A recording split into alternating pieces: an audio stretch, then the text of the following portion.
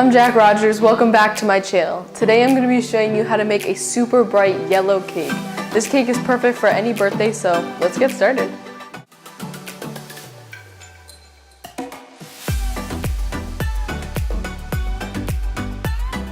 Alright, first things first, you're going to need to bake 5 pounds of vanilla cake, diet yellow, and place it into 2 7-inch cake pans. Unfortunately, when I baked these cakes, I realized that I put way too much in the pan, so it kind of has a lip at the top and it's a little darker than it should be.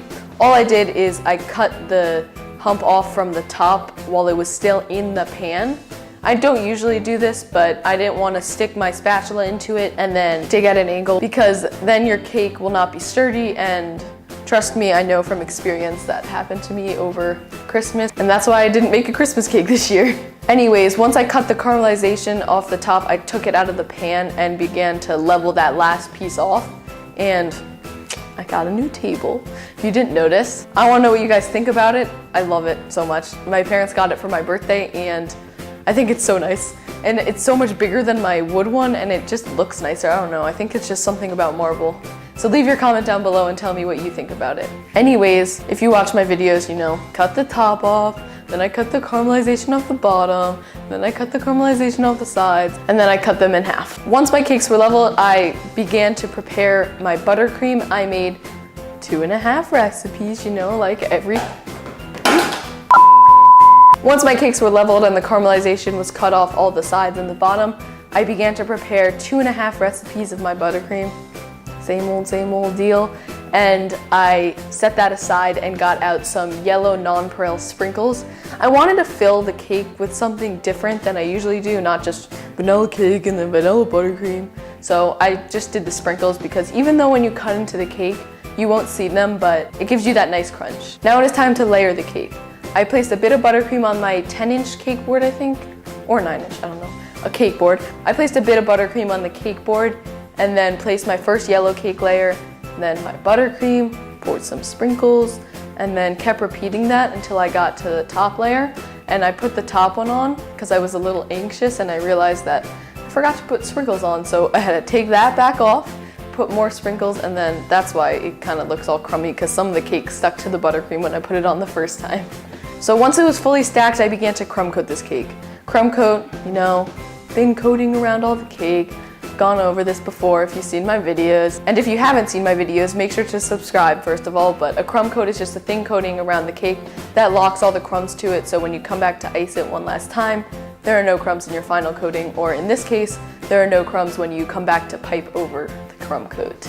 This does not need to be perfect, it is meant to be bad, but you know, I try to make it perfect because, I don't know, I just want everything to be perfect, you know? After that was crumb coated, I set it aside in the fridge until it was completely chilled. But while it was chilling, I began to dye all my buttercreams. I dyed it dark yellow, which was like a mustard color. Sounds gross, but it's a pretty cool color anyways. And then a lighter one, and then a lighter one, then the middle one. And I just wanted a bunch of variations of yellow, even though they kind of blend, which was not the purpose, but it is what it is. Now it is time to pipe this cake.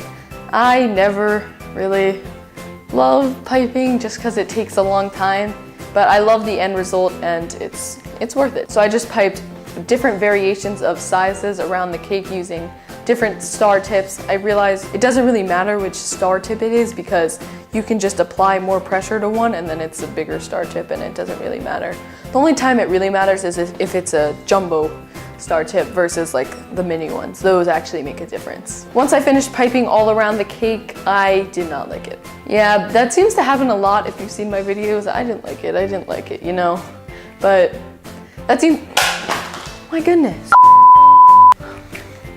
That seems to happen a lot. I started brainstorming new ideas and I decided I'm gonna smooth the top out. And it was kind of hard because like it took me so long to pipe, but I thought, I don't like it, so I'm gonna try and make it better.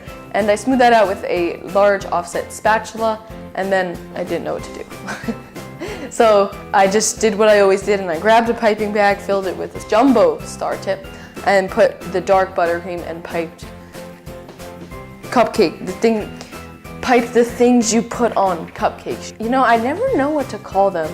Like, sometimes I don't know, like the little dots, are they like dollops or like dots, and then the stars are like star tips. I think they're like shells. I don't know. So I'm just gonna call this spiral. No, I'm just gonna call this swirls.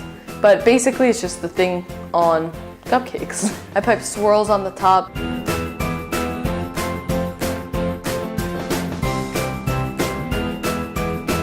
I then placed all the pearls, and once the pearls were placed in between, I was finished. This cake turned out great, and if you enjoyed it as much as I enjoyed it, make sure to like and subscribe and click the notification bell to be notified when I've baked a new cake. And don't forget to click all my social media down below to follow me on my Instagram. I'm about 2,000 followers away from 10K, and it would make my day if you'd go follow that, because 10K is my goal before I go to camp. And the only ones who can make that happen is you guys. So tag a friend below, tell them about my cakes, comment what you like to make, and maybe even DM me some of your cake creations. Thank you so much for watching. I'll see you next Sunday.